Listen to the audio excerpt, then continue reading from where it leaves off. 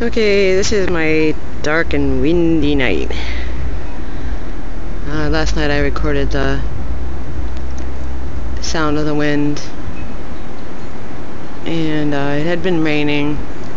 It was just spitting a little bit of rain at that time.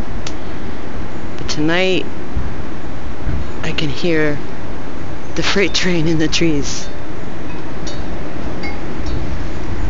I wanted to get it recorded.